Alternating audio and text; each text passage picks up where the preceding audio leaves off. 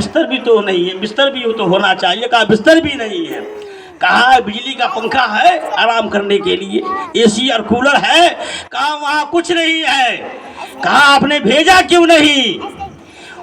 بیوقوف نے پوچھا کہ آپ نے بھیجا کیوں نہیں؟ آپ اتنے بڑے بیوقوف ہیں کہ ہم کو بیوقوفی میں آپ نے انعام دیا تھا، ہم سے بیوقوف تو آپ ہیں کہ آپ نے پوری بادشاہیت کو چلایا، ساری پرجا کی خبر گیری کی، لیکن اپنے مرنے کے بعد اپنے لیے مکان تیار نہیں کروایا، اپنے لیے بستر نہیں بھجوایا، اپنے لیے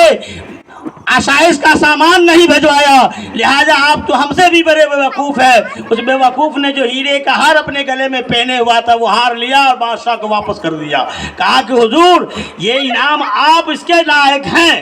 اس لیے یہ انعام میں اپنی طرف سے آپ کو پیش کر رہا ہوں، اس لیے کہ اس وقت میں بیوقوف تھا، اور ابھی میں جب جانکاری حاصل ہوئی تو پتا چلا کہ سب سے بڑے بیوقوف تو آپ ہیں کہ دنیا کا سارا عیش و آرام آپ نے کیا ہے، لیکن اگر نہیں کیا ہے تو قبر کی زندگی کے بارے میں نہیں کیا ہے، حشر کی زندگی کے بارے میں نہیں کیا ہے، وہاں کی زندگی کے بارے میں نہیں کیا، اس لیے اب اس سے بڑا بیوقوف کون ہو سکتا ہے؟ درود پاک پڑھیے، اللہم صلی علی سیدنا شفیعنا مولانا بارک وسلم، صلو علیہ صلاۃ و سلام علیک یا رسول اللہ صلی اللہ تعالی علیہ وسلم۔ وہی حال آج ہمارا، عالی شان محل بنانا چاہتے ہیں، کمپٹیشن میں ایک دوسرے سے بڑھ چڑھ کر بناتے ہیں، بناؤ اچھی بات ہے، اللہ مبارک دے، لیکن میں اس کا قائل نہیں ہوں کہ اپنے مکان کیوں بنایا، مکان بنائیے، دکان بنائیے، اپنی اولاد کو اچھا سے اچھا مکان بنا کے اپنی حیثیت کے مطابق دیجئے، لیکن جائز طریقے سے دیجئے، کسی کا ہڑپ کر کے مت دیجئے، کسی کا حق دبا کر کے مت دیجئے، ورنہ یہ اولاد تو آپ کی یہاں خوشی منائے گی اور وہاں آپ کی جب کٹیا ہوگی تو کوئی کام آنے والا نہیں۔ حلال روزی سے، حلال پیسے سے جو آپ کا حق بنتا ہے، اس پیسے سے آپ اگر اپنی اولاد کو مکان بنا کر کے دے رہے ہیں کوئی برا نہیں ہے، دکان بنا کر کے دے رہے ہیں کوئی برا نہیں ہے، کھیت کھلیان خرید کر کے دے رہے ہیں کوئی برا نہیں ہے۔ ہر باپ کی یہ تمنا ہوتی ہے کہ میری اولاد خوش رہے، زندگی میں اسے خوشی نصیب ہو، کسی دکھ کا سامنا نہ کرنا پڑے، مصیبت کا سامنا نہیں کرنا پڑے، تو آپ حلال طریقے سے کما کر کے دے رہے ہیں، کسی کا حق غصب کر کے نہیں دے رہے ہیں، کسی کا حق مار کر کے اگر نہیں دے رہے ہیں تو یہ آپ کے لیے بازار اور درست ہے، یہ باپ کا جو حق ہے وہ حق ہونا چاہیے، لیکن آپ نے اگر کسی کا حق دبا کر کے، کسی کا حق مار کر کے، ادھر سے ادھر ہیرا پھیری کر کے اگر آپ ایسا کر رہے ہیں تو آپ کی اولاد تو خوش ہوگی کہ میرا باپ نے مجھے یہ دے کر کے گیا ہے، اتنی سمپتی دے کر کے گیا ہے، لیکن آپ کے ساتھ وہ معاملہ قبر میں جب ہوگا، حشر میں ہوگا تو نہ وہ اولاد کام آئے گی اور نہ کوئی کام آئے گا۔ اس لیے ہمیں چاہیے کہ دنیا کی زندگی کے ساتھ ساتھ زندگی سے زیادہ اس زندگی کے بارے میں سوچا ہے جہاں تو سام ہے، ساتھ میں بیوی بھی ہے، بھائی بھی ہے، بہن بھی ہے، بیٹا بھی ہے، پوتا بھی ہے، سب ہے،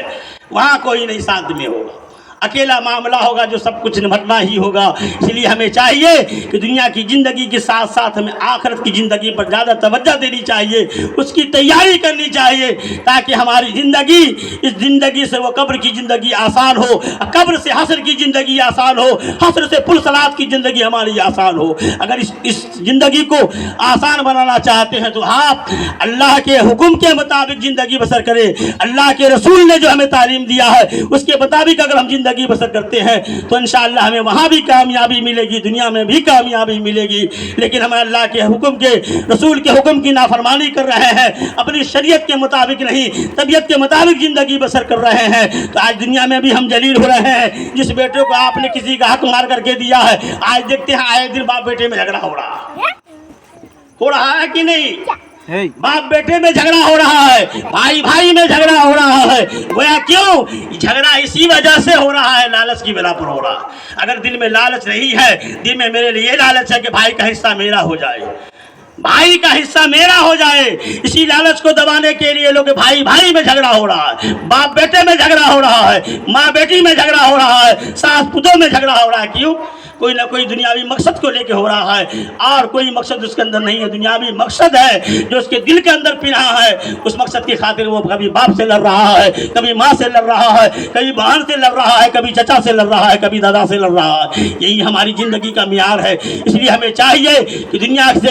سے بہتر ہماری عاقبت ہو، آخرت ہو، تو ہم اس کے لیے ہمیں تیاری کرنی پڑے گی، ویسا کام کرنا پڑے گا۔ آج ہم اپنے بزرگوں کو یاد کرتے ہیں، بزرگوں کی زندگی क्या है, वो भी तो इंसान थे, लेकिन उन्होंने अपनी जिंदगी को शरीयत के मुताबिक अमल किया है, कुरान और हदीस के मुताबिक जिंदगी अमल किया है, तो दुनिया आज भी याद कर रही है, क़यामत की सुबह तक याद करती रहेगी। उनका चर्चा आज भी है, कल भी होता रहेगा।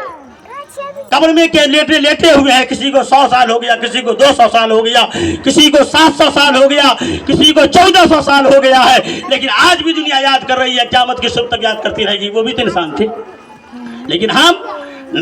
मौका आता है तो उनकी मिसालें पेश करते हैं, उदाहरण पेश करते हैं, लेकिन अमल नहीं करते। एक अल्लाह के वली है बाबा फरीदगंज साबिर पाक रहमतुल्लाह अलैह, साबिर पाक रहमतुल्लाह अलैह अल्लाह के एक वली हैं, उनके एक मुरीद थे शमसुद्दीन तुरक पानीपति। उन्होंने अपने मुरीद थे अपने पीर साबिर पाक रहमतुल्लाह अलैह से पूछा, हुजूर कुरान में आया है फना और बका, फना क्या है और बका क्या है, ये हमें मतलब समझ में नहीं आता, ये फलसफा क्या है हमें समझ में नहीं आता। तो शमसुद्दीन पानीपति ने जब सवाल किया तो साबिर पाक रहमतुल्लाह अलैह ने जवाब नहीं दिया, कहा कि जवाब अभी नहीं दूंगा, जब वक्त आएगा तो इसका जवाब तुझे मिल जाएगा। शमसुद्दीन तुरक पानीपति इस इंतजार में है,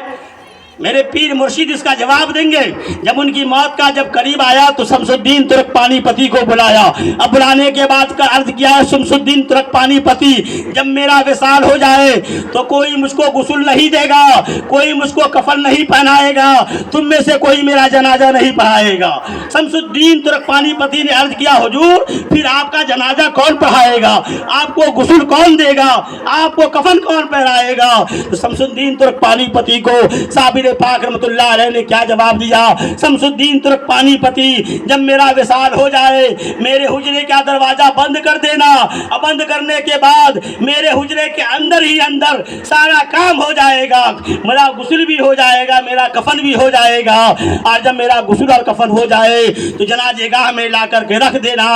और इंतजार करना, एक नकाब पोश घुड़सवार आएगा, वही मेरा नमाज जनाजा पढ़ाएगा, उसके पीछे तुम नमाज जनाजा पढ़ लोगे। नतीजा यही हुआ, शमसुद्दीन तुरक पानीपति को बता दिया था, लेकिन कुछ ही दिनों के बाद साबिर पाक रहमतुल्लाह अलैह का विसाल हो जाता है। विसाल होने के बाद शमसुद्दीन तुरक पानीपति उनके जो मुरीद थे उनको उनकी वसीयत याद थी, उन्होंने दरवाजा को बंद कर दिया। अब बंद करने के बाद सारे लोग एक तरफ बैठ जाते हैं, बैठने के बाद दिखाई क्या पड़ता है, अंदर के कमरे के अंदर कभी पानी के गिरने की आवाजें आ रही है, कभी पानी के छिड़कने की आवाजें आ रही है, पानी छलक भी रहा है, कभी गिरने की आवाजें आ रही है, कभी उसके तरह तरह की आवाजें अंदर से आ रही है। जब कुछ देर के बाद अंदर से पानी का गिरना बंद हो गया, पानी के गिरने की आवाजें बंद हो गई, पानी के छिड़कने की आवाजें बंद हो गई, तो शमसुद्दीन तुरक पानीपति ने जब कुंडी खटा खोली है, दरवाजा खोला है, तो देखते क्या है कि साबिर पाक रहमतुल्लाह अलैह गुस्ल से फारिग हैं, कफन में मलबूस हैं। कफन में मलबूस होने के बाद उनके जनाजे को जनाजेगाह में लाया गया है। सारे लोग उस जमाने के औलियाए किराम की जमात है, उलमाए किराम की जमात है, फुकाए किराम की जमात है, बहुत सारे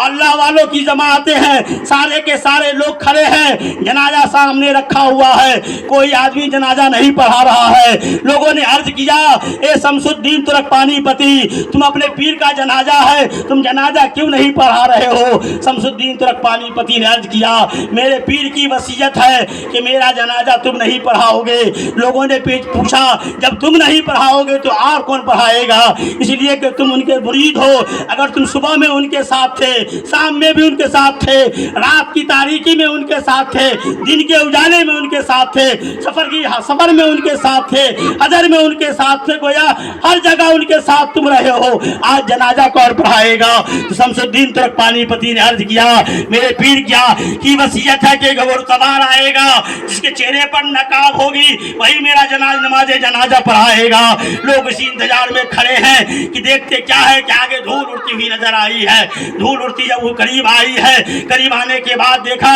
उसी तरह से जिस तरह से पीर ने वसीयत किया था, एक घुड़सवार है, घोड़े पे आदमी सवार है जिसके चेहरे पर निकाब पड़ी हुई है। आने के बाद घोड़े से उतरे हैं और जनाजे के पढ़ाने की जगह इमाम की जगह पर जाकर हाजिर हुए हैं और ان کی نماز جنازہ پڑھائی ہے، نماز جنازہ نے سارا مجمع نماز جنازہ پڑھی ہے، اور پڑھنے کے بعد وہ گھڑ سوار نے جب سلام پھیرا ہے، پھیرنے کے بعد گھوڑے پہ جب سوار ہو کر کے جانے لگے ہیں تو شمس الدین ترک پانی پتی نے فوراً جا کر کے گھوڑے کی لگام کو تھامی ہے، کہا حضور آپ جا رہے ہیں، یہ تو بتائیے آپ نے کس کا جنازہ پڑھایا ہے اور آپ ہیں کون؟ اس لیے کہ کل تاریخ لکھی جائے گی، مورخ ہم سے سوال کرے گا، ادیب ہم سے سوال کرے گا، اے شمس الدین ترک پانی پتی یہ تمہارے مرید تھے، تم اس کے مرید تھے،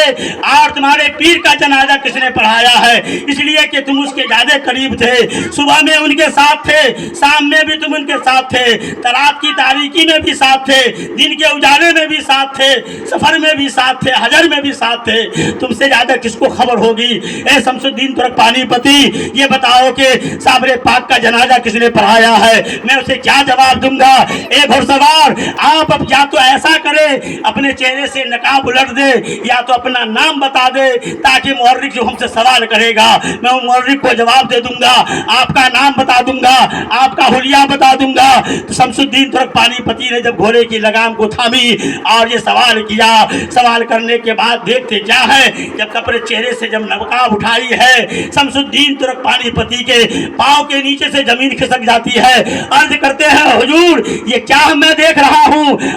آپ کو گھوڑے پر بھی دیکھ رہا ہوں، آپ صحیح ہیں یا وہ قبر میں وہ جنازے میں لیٹے ہوئے ہیں وہ صابر پاک ہے؟ تو صابر پاک عرض کرتے ہیں تم وہ جو دیکھ رہے ہو وہ بھی صحیح ہے اور گھوڑے پر جو دیکھ رہے ہیں وہ بھی صحیح ہے۔ سبحان اللہ سبحان یہ صابر پاک رحمۃ اللہ علیہ اپنا مرنے کے بعد اپنی وفات کے بعد اپنا جنازہ پڑھانے کے لیے آئے تھے، عرض کیا شمس الدین ترک پانی پتی تم بھول گئے، تم نے مجھ سے سوال کیا تھا کہ حضور فنا کیا ہے اور بقا کیا ہے؟ یہی تو تمہارے سوال کا جواب ہے، وہ جو تابوت میں لیٹا ہوا ہے وہ فنا ہے، وہ فانی ہے، فنا ہو گیا، اور تم جو گھوڑے پر سوار دیکھ رہے ہو یہ بقا ہے، یہ باقی رہنے والا ہے۔ یعنی گویا اللہ کی رضا جوئی میں جو زندگی بسر کریں گے، اللہ کی مرضی کے مطابق زندگی بسر کریں گے تو اللہ ایسی زندگی عطا کر دے گا، حیات جاودہ